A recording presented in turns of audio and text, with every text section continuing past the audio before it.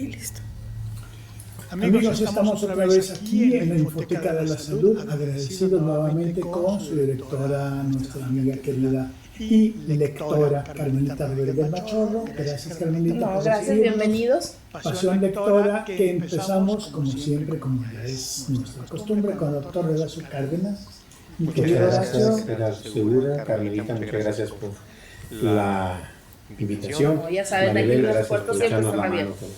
con la parte técnica.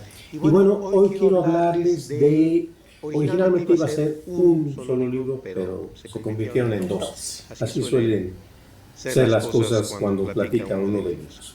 El personaje de ambos libros es Nahui Olin, o Nahui Olin, cada quien lo pronuncia como quiere. Nahui Olin fue una mujer del siglo, como decían los clásicos, que vivió en México, en la Ciudad de México, a principios del siglo pasado, y bueno, hasta 1974 creo que fue cuando falleció. Ella tiene una historia muy curiosa. Su nombre es Carmen Mondragón. Carmen Mondragón se fue Balseca, con aquella famosa familia propietarios de los soles, de la cadena de los soles. Y ella es la parte que, cuando empecé a leer el primer libro, que se llama Totalidad Sexual del Cosmos, escrito por Juan Bonilla, me llamó la atención, ¿a poco de quién estamos hablando? Yo había oído, como tanta gente, de Nahui Olin, un personaje que formó parte del movimiento cultural de la Ciudad de México y del país durante buena parte del siglo pasado, pero a la hora que empiezo a leer el libro de Bonilla, digo, ¿a poco realmente es hija de Mondragón? ¿De quién es Mondragón? Yo a Mondragón lo conocía de los corridos revolucionarios, concretamente en uno que menciona a Félix Díaz y Manuel Mondragón, autores, ejecutores de la decena trágica. Y es ahí donde dije, a ver, ¿hasta qué punto estoy yo leyendo una novela y hasta qué punto estamos hablando de historia? Y efectivamente, Carmen Mondragón es hija del general Manuel Mondragón, que fue secretario de guerra del gobierno golpista de Victoriano Huerta. Y además de eso, porque uno tiene las peores opiniones respecto a Victoriano Huerta, asesino de Madero, y etcétera, etcétera, pero el general Mondragón era un inventor. Él inventó el fusil Mondragón, que platicábamos hace rato, que México tuvo en algún momento una importante tradición como fabricante de armas. Ahorita importamos hasta los chicles, los importamos, pero en otra época los ingenieros mexicanos desarrollaron, había una fábrica de cañones aquí en Piedras Negras, por ejemplo, y las armas que diseñó y fabricó el general Mondragón, un fusil de repetición que podía competir con los Springfield y con los Colt y con los mejores a nivel mundial. Entonces, bueno, de esa familia viene Carmen Mondragón, mejor conocida. Ella esa parte no me queda muy clara si ella adoptó el nombre o se lo puso el doctor Atl. Bueno, queda pendiente. Nahui Olin, según pude entender, significa en náhuatl el último sol. Y adoptó ella el nombre porque opinaba ella de sí misma que cualquier otra cosa constreñía lo que ella entendía de su persona. Que si mujer, que si artista, que si mexicana, que si todas esas cartabones, esas definiciones no eran suficientes para hablar de ella. Entonces ella se definió a sí misma como el último sol. Y el nombre pegó.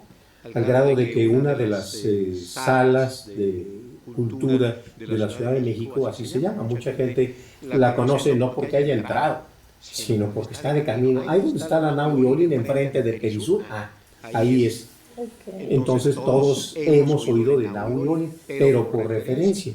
Y a la hora que empiezo yo a leer el libro y a interesarme, me topo con una persona como cualquier otra, en cuanto a que se le presentan oportunidades, las desaprovecha, es una persona voluntariosa, es una persona con aspiraciones, con dudas, con lo que es cualquier persona del género humano, con la diferencia de que ella no pretende, no es que yo voy a ser el mejor bibliotecario del mundo, o yo voy a ser el mejor escritor del mundo, o tienen que reconocerme como el gran pintor, ¿no? Ella fue poeta, malísima poeta. Se lo decían en su cara, que Andrés Inostroza le decía, es que algo tiene. Escribir poemas no es lo suyo, pero el mensaje que está transmitiendo y lo que es la estructura, como que sí me está diciendo algo. Y en cuanto a eso, pues es un gran reconocimiento, no solo de Inostroza, sino de varios, de Salvador Novo, de varios literatos y poetas contemporáneos.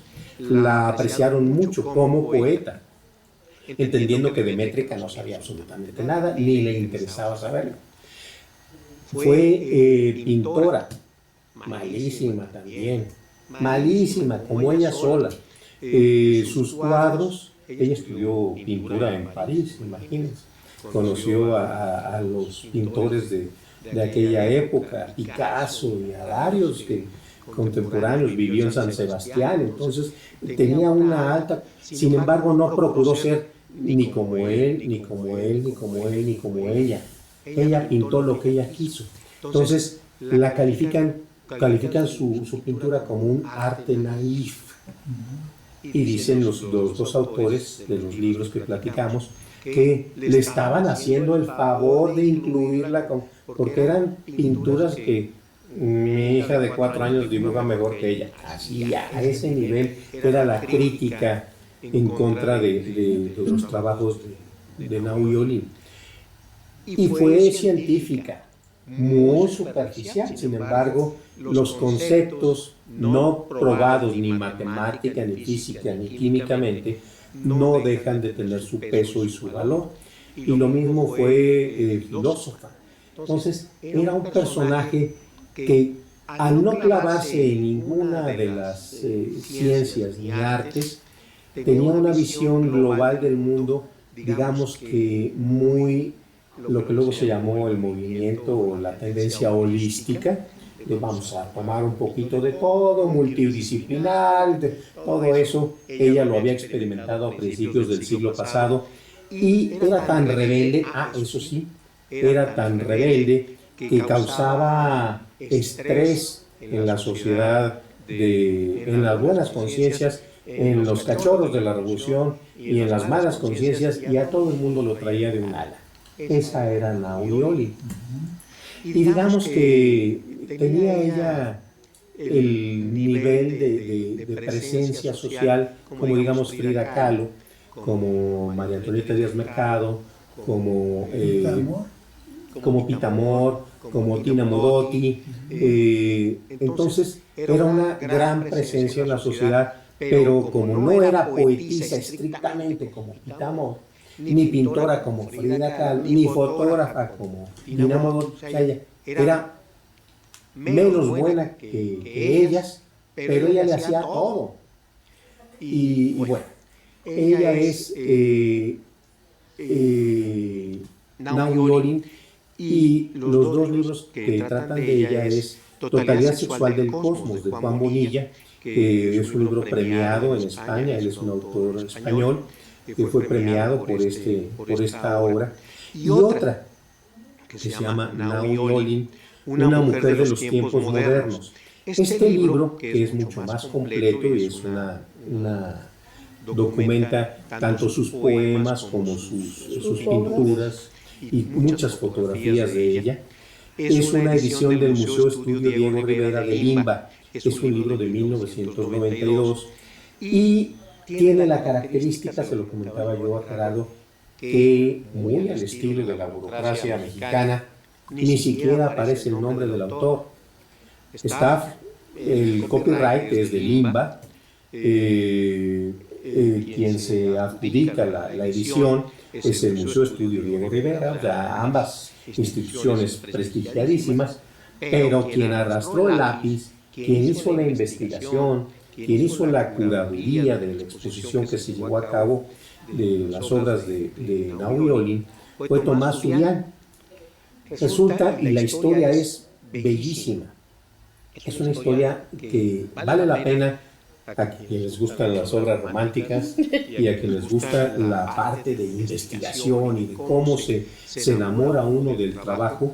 Resulta que Tomás Zulián es un restaurador de arte, esa es su profesión, esa es su formación, y le encargan que haga la evaluación de las obras del Dr. Atle, un pintor importantísimo del siglo pasado, de quien Nahui Olin fue amante, nada más ni nada menos.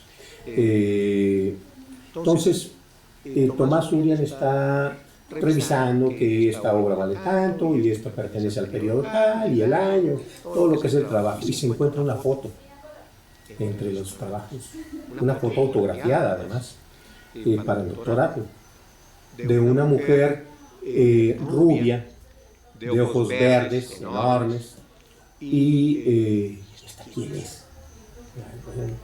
Nahui Olin para el Dr. Atle, y ahí un poemita, ¿y esta quién es? Y se pone a buscar. Quede claro, estamos hablando de un curador de arte, alguien dedicado al arte con cierta posterioridad a la vida de Nahui Olin, pero ¿cómo es posible que no supiera nada de ella? Alguien dedicado a la cultura, al arte en México, o sea, no estamos hablando de otro país, de otra época, no sabía nada de ella, entonces se puso a investigar, y se puso a averiguar, se puso a preguntar, y lo dice con todas sus letras, él, y lo recoge Juan Bonilla en su libro, de que más parecía que Nahui Olin le estaba pidiendo, desde más allá, que investigara sobre ella y que revalorara su obra y que la conjuntara y que la diera a conocer. Y tan es así que, nada más imagínense esta escena. Está el propietario de todas las obras del Dr. Atle y le dice, oye, es que esta foto, mira, podríamos ponerla aquí, llévatela. Es nadie. Es nadie, es nada, no vale la obra, digo, la foto, no vale nada, te la regalo a un empleado al que le estaba pagando por, oye, es que me dejas venir de vez en cuando a verla. No vengas, llévatela, te la regalo. Y luego va resulta que le recomiendan que platique con una señora, una pintora. Sí, ella medio conocía el medio aquí y creo que algo había pintado de Nahui Olin. O sea, la pintora había pintado, ¿no? Y no había terminado el cuadro. Entonces la presenta, mira, te presenta a mi mamá, que esto y aquello. Sí, ¿me podría mostrar la pintura? Sí, cómo no, mira, aquí está. Pues que mire, llévesela, se la regalo. ¿Cuánta gente te regala de lo suyo, de lo propio, de lo recibido? Y así empezaron a ocurrir varias cosas, se fue enterando de cosas, fue consiguiendo documentos, fue hurgando. Y está en el libro de Museo Estudio, está una recopilación de las pinturas que le hicieron a Nahui Olin. Por ejemplo, ella aparece entre mucha gente, que no es tanta, en aquella pintura de Diego Rivera de la tarde de domingo, Claro. Aquella, en la Alameda, tarde de domingo en la Alameda, todo el mundo nos acordamos de la Catrina. Sí, pues ahí está la Catrina y de ahí... Bicicleta. Sí. Claro. Bueno, en una esquinita está Naui Olin con sus ojos enormes, verdes, y empezó a buscar, y resulta que fue pintada por gran cantidad de los contemporáneos de ella, y fue caricaturizada porque pues, amigos o conocidos la dibujaban, y entonces había gran cantidad de trabajos sobre ella. Nadie se acordaba de ella y no significó nada para el régimen. Una característica importante es que ella no le entró a la política, no era del Partido Comunista como Frida Kahlo, ni Diego, ni Siqueiro. A ella la política le valía sorbete, como debería ser, y entonces no participó, no fue incorporada de lleno a eso. Sin embargo, tuvo una gran relevancia. Un detalle muy significativo, muy simpático, es que había un fotógrafo en México muy importante, Antonio Garduño, y fueron a tomar fotos, ella en calidad de modelo. Y en algún momento, estando en Papantla, en Autla, Veracruz, le tomó unas fotos. Oye, si te quitas la ropa, oye, pues perfecto. Sí. Y se quita la ropa.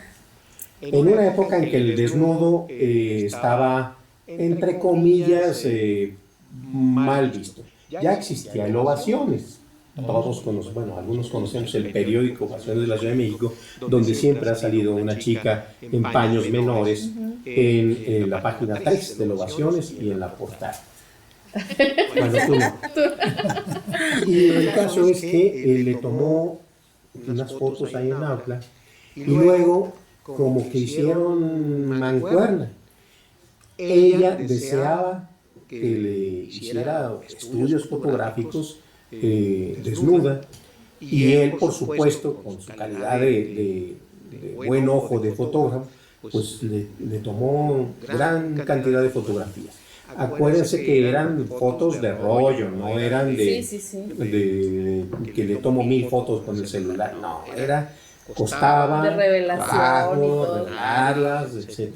Entonces, a la hora de, bueno, ¿qué hacemos con las fotos? Pues vamos a la exposición. Nadie quiso exponer, es la señora del doctor Atlas, ¿cómo? Desnuda, ¿cómo? Y la rechazaron en 20 salas de exposición. Bueno, pues voy a hacer mi propia exposición, ¿dónde? En la azotea de la casa. Y ahí hicieron exposición y se vendieron todas las fotos y bueno, comenta Zubián que él, buscando fotos, porque pues también andaban perdidas donde fuera, las fue a encontrar en las librerías de viejos de la calle de Donceles, en una caja de fotos, desnudos, este es de Naui, este es de Naui. Y así fue documentando todas aquellas sesiones de fotos de Naui. Bueno, creo que ya me extendí un poquito de más, pero los dos libros los vamos a colgar en la plataforma. Totalidad sexual del cosmos tiene un nombre muy rimbombante, muy tendencioso, llamémosle. No tiene nada que ver, simplemente ella quería escribir un libro con ese nombre. Y el otro, Naui Olin, una mujer de los tiempos modernos, una edición del Museo Estudio Diego Rivera de Limba. Las dos los vamos a colgar. Son una gran oportunidad de acercarse a un personaje que fue muy importante en la cultura de nuestro país el siglo pasado, alguien que desafortunadamente pues, se ha perdido, pero esto nos invita a enterarnos de lo que somos ahorita. Tuvo su origen en gente muy culta, muy estudiosa, muy valiente, muy avanzada, que nuestra sociedad actual definitivamente no me identifico yo alguien que pueda parecerse, eso de sí, me vale todo, y sí, me caso con este, y sí, quiero escribir, y sí, quiero que me tomen fotos desnudo, y esto, y lo otro, y vengan, y La gente se arrebataba esas fotos, las coleccionaba, las tenían en colecciones privadas, porque pues, ¿cómo iba a tenerlas en el salón de la casa? ¿No? Pero no. Entonces, una serie de cosas que México le debe mucho a esta clase de personas, concretamente a Nau y Olin. Les recomiendo, les invito a conocer más de este personaje.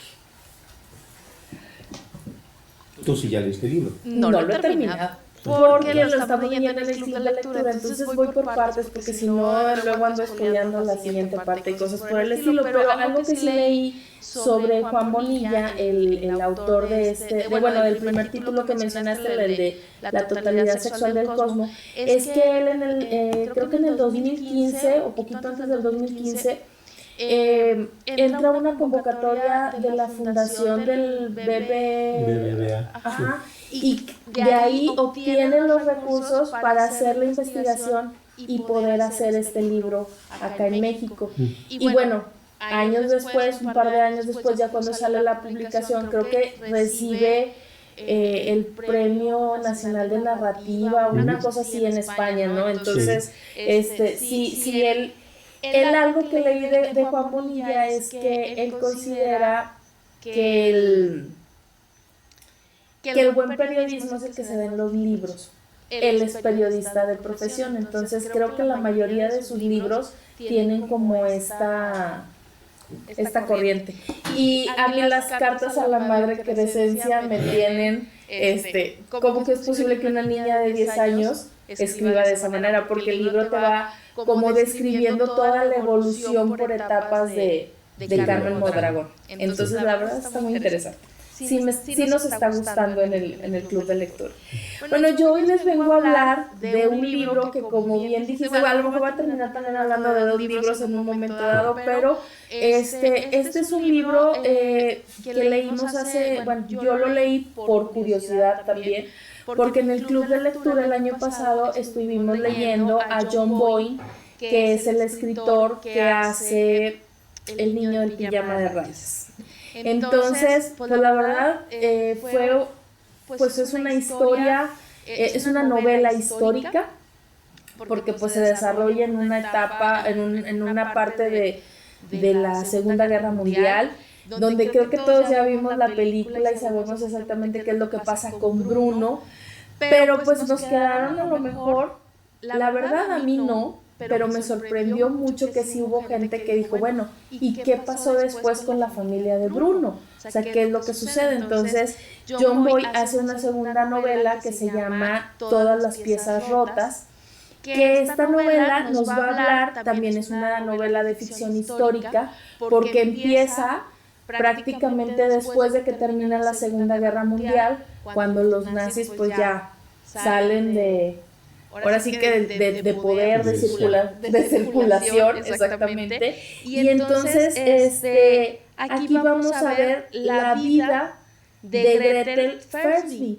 Y Gretel Fernsby es la hermana mayor de Bruno, el niño del pijama de rayas. Entonces, este libro, nos va también hablando de la historia. Y vemos, digamos que cuatro etapas de la historia de Gretel en este libro, porque primero se enfrenta a que ella no puede por ningún motivo revelar la identidad de ella y de su madre, que son sobrevivientes de la Segunda Guerra Mundial, pero eran sobrevivientes del bando de los malos, de los nazis.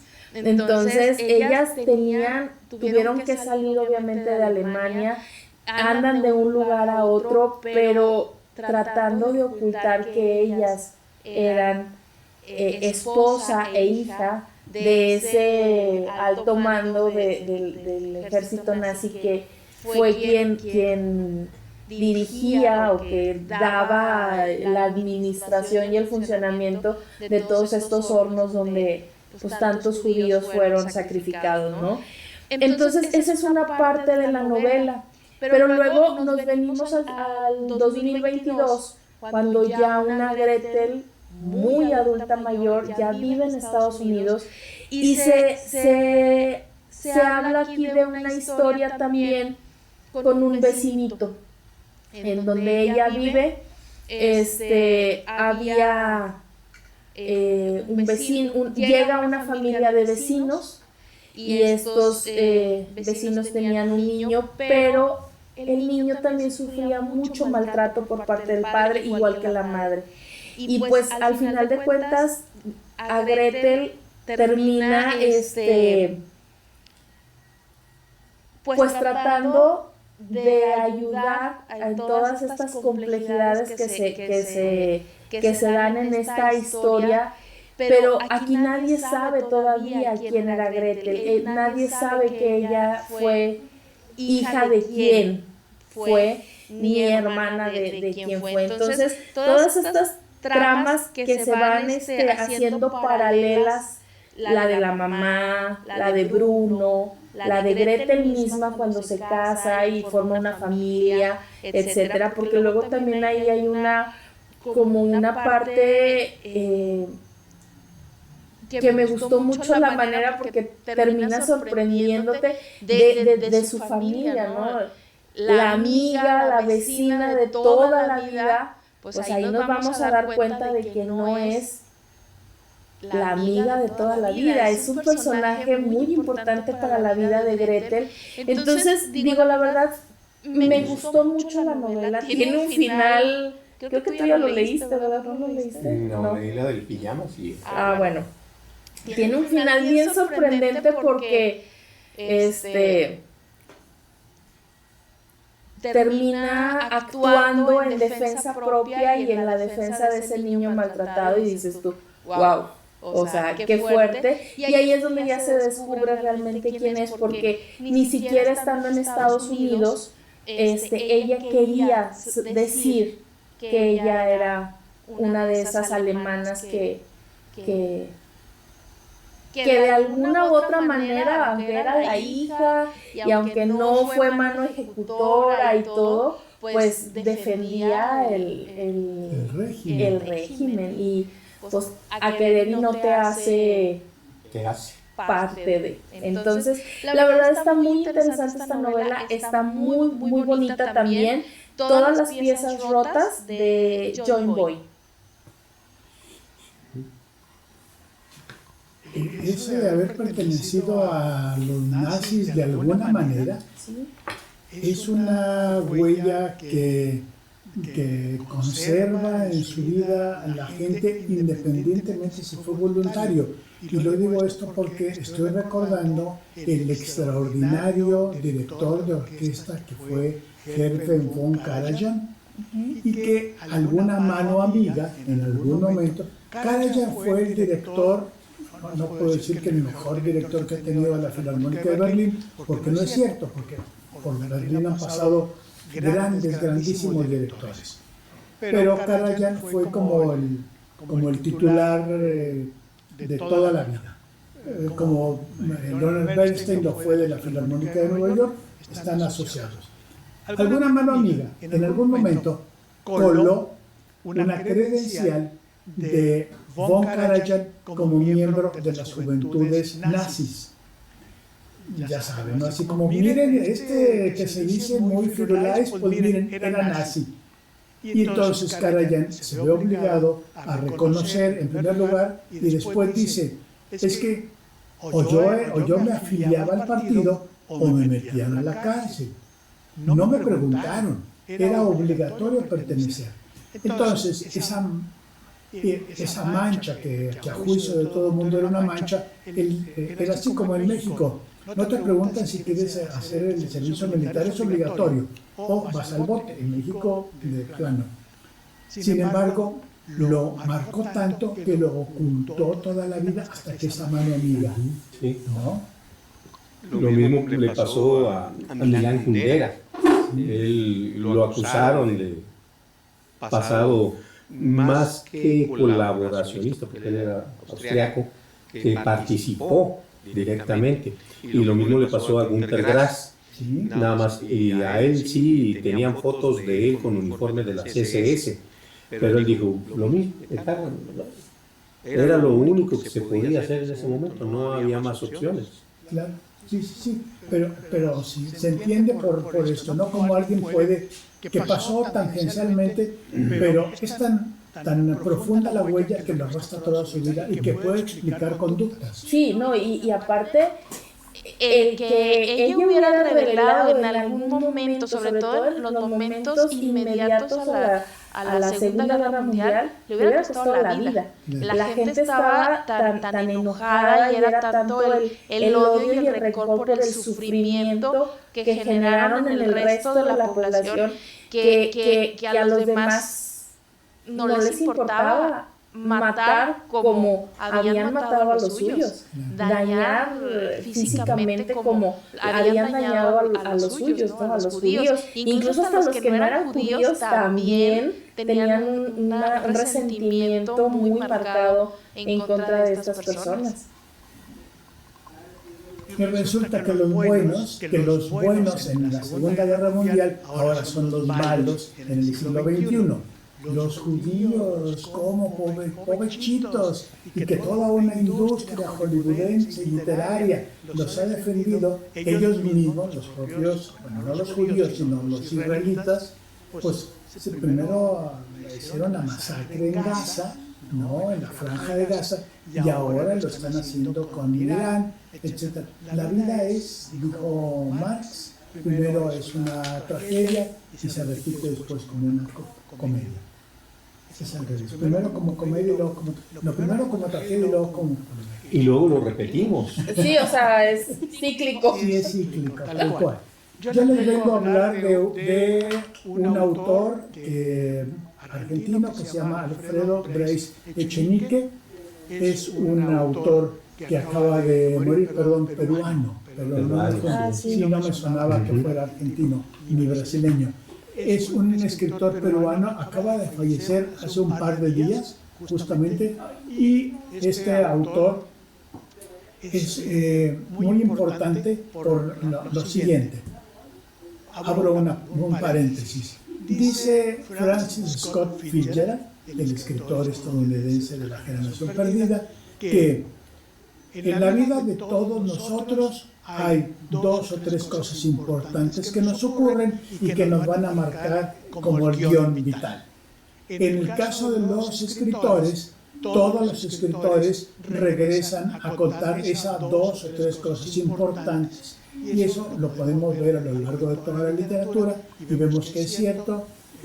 No voy a citar autores, pero pensemos cada quien en nuestro autor preferido y preguntémonos qué fue lo que le ocurrió a esta persona o de qué tratan sus obras, y no importa si ya ha escrito 2, 3 o 100, todos ocurren lo mismo. Estoy pensando, por ejemplo, en Luis Espota, que todo transcurre en torno al ejercicio del poder político, en el caso de Espota, o en Shakespeare, que todo ocurre en torno al ejercicio del poder del rey, ¿no? O del duque, pero es la cabeza. Para el caso de Alfredo Bryce Echenique, que nació en Lima, Perú, en 1939 y acaba de fallecer, como digo, el 10 de marzo del 2026, a él le ocurrió una cosa desastrosa. Él es hijo de un papá y un abuelo, banqueros de Lima, tenían una lana, una verdadera lana, les iba súper bien, y entonces él estaba estudiando en un colegio para ricos, un colegio privilegiado. Es un colegio que se llama del Inmaculado Corazón, lo cual ya nos da idea, y después pasó en la secundaria a Santa María Marianista, un colegio de organización mariana. Estando en la secundaria, el profesor de educación física le obliga para que haga tal ejercicio. Alfredo Bryce Echenique le dice que no puede y que lo trata de hacer, pero no puede, y efectivamente el profesor lo obliga a que llegue al maltrato físico. Dada su condición social y económica, el caso llegó a los periódicos. La familia de Bryce Echenique presentó queja en contra del colegio, se hizo un evento importante social a nivel social educativo, de tal manera que fue necesario que el pequeño Alfredito saliera de este colegio y fuera a otro colegio de menor categoría, donde terminó finalmente los estudios. Este hecho lo impactó y a lo largo de toda su carrera literaria siempre está presente, pero especialmente en Un mundo para Julius. Un mundo para Julius es un libro de 1970 y trata de un joven, Julius, que vive en Lima, en la Lima de las familias acomodadas, a las cuales también pertenecía la familia de Vargas Llosa. Vargas Llosa es bisnieto desde entonces, de quien fuera el suegro de Luis Dunker Valle, uno de los músicos más importantes nacionalistas de Perú. Desde entonces viene la familia, desde principios del siglo XX, y a ese mismo sector social pertenecía Alfredo Barice Echenique en un principio. Después los bancos fueron nacionalizados y, como en el caso de México, y los banqueros pasaron a peor vida, ya no mejor vida, sino a peor vida, entre ellos la de familia Barice Echenique. Esto lo representa en Un mundo para Julius. Regreso.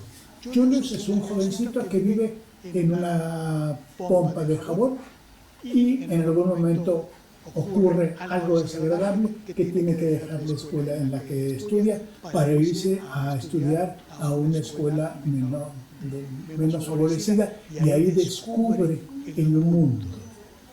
Yo lo leí en 1982, estos libros decíamos del 70, yo lo leí en 1982, 83 por ahí, y recordaba, lo platicaba en aquellos años, que yo estudié la primaria en un mineral de Palau, en el que mis compañeros de la primaria tenían una sola camisa, hijos de mineros.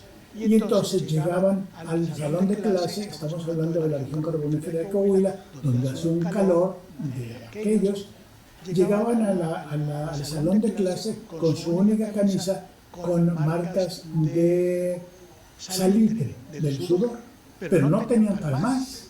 Y entonces yo me preguntaba cómo era posible, porque bueno, afortunadamente yo tenía 2 camisas, 3 camisas. ¿Cómo era posible ese grado de pobreza? Ya lo hablábamos en un programa anterior, cómo hay gente que vive en un grado de pobreza, pero que no vive en un país extraño, vive en torno nuestro. Yo lo viví eso en Palau del queridísimo, y es el mismo fenómeno que le ocurre al Julius de esta novela. De pronto se da cuenta que hay personas, que hay familias que no tienen ropa, que tienen que repartir el alimento entre 8 hijos, papá y mamá, que todos viven en una misma habitación, que hay personas que tienen que desplazarse de su domicilio al sitio de estudio, de trabajo, caminando, y él se dice, pero ¿y por qué no contratan un chofer? ¿Por qué no compran un carro para él? ¿No? O sea, con esa mentalidad de, ay, pero qué raro si nosotros tenemos choferes, ¿por qué ellos no pueden tener choferes? Entonces entra en este proceso de choque, que es una de las formas en las que Alfredo Barice Echenique va planteando la desigualdad social de Perú. Recordemos que esta desigualdad social llegó a tal extremo que apareció el grupo guerrillero de Sendero Luminoso, y todo lo que ocurre ahí. También en otro programa de Pasión Lectora hablábamos de la Guerra Sucia en México en los años 70. Esta guerra sucia se manifestó en todos los países latinoamericanos, entre ellos Perú, y en Argentina y en otros países latinoamericanos. Este es justamente el momento en el que está ubicado la novela Un mundo para Julius. Si ustedes son lectores interesados en el tema de la desigualdad social, creo que es una buena invitación leer Un mundo para Julius. La tenemos colgada. Debo de hacer una aclaración. No es una novela para todos. No. Antes habíamos hablado de Donde habitan los ángeles, que sí es una novela para todos, efectivamente. Esta no es una novela para todos. ¿Por qué? Porque es una novela política con mucho sentido del humor, con una finura de ironía, pero sí es una novela muy extensa. La publicó Diana Editorial. Es una novela de 700 páginas con letra pequeñita. Si lo pusiéramos en los formatos de Alfaguara actualmente, sería como de 1000. Sería como de 1000 páginas. Está bien, los interesados está bien, pero no es para todos, hay que decirlo, pero sí es importante. Acaba de morir Alfredo Beriz Echenique, yo no se preguntaría, ¿y ese quién fue? Además de esto, tiene una novela que sí es para todos, que se llama La amigdalitis de Tarzán, y es una novela epistolar. También se requiere cierto carácter para entrar en las novelas epistolares. Hay que decirlo también, aunque Drácula haya sido una novela epistolar y de diarios, ¿no? Pero bueno. Y también tiene otra novela que se llama La vida exagerada de Martín Romaña de 1981, y es este niño que le va mal socialmente, cómo se va a París y vive en París porque socialmente fue mal en Lima, en Perú, pero en París se va allá, quiere ser escritor, etcétera, etcétera, etcétera. Me parece que para entrarle a Alfredo Beriz Echenique puede ser La amigdalitis de Tarzán, y a quien le guste finalmente Un mundo para Julius. También está lo que pudiera ser la continuación, que se llama No me esperen en abril, y también es autor de algunos cuentos, pueden entrar en los cuentos. Creo que Beriz Echenique es el escritor que perteneció al boom literario junto con Vargas Llosa, pero es, según yo, de mayor calidad literaria, Alfredo Beriz Echenique, y es todo. Pues muchas gracias, tienen ahí varias opciones interesantes, algunas más atractivas, otras más desafiantes, pero todas muy interesantes. Claro, en gusto se rompen géneros. Aquí tenemos para todos. Gracias y nos escuchamos, nos vemos en nuestra próxima emisión. Hasta la próxima.